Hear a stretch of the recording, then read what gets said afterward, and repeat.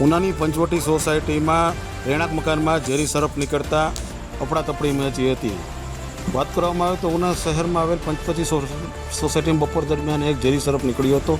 ઝેરી સરપ નીકળતા તરત અશોકભાઈને ફોન કરતા અશોકભાઈ તરત જ ત્યાં પહોંચી અને ઝેરી સરપનું રેસ્ક્યુ કર્યું હતું. રેસ્ક્યુ કરતા તરત જ આ સર્પને રેસ્ક્યુ કરી અને સુરક્ષિત જગ્યાએ મોકલવામાં આવ્યો હતો. ત્યારે ઉના તાલુકાના દરેક સમાચાર તથા લોકલ સમાચાર જોવા માટે અમારી ઉના ન્યૂઝ ચેનલને સબસ્ક્રાઈબ કરો તથા ધંધાકીય જાહેરાત આપવા માટે અમારો સંપર્ક કરો. ધન્યવાદ.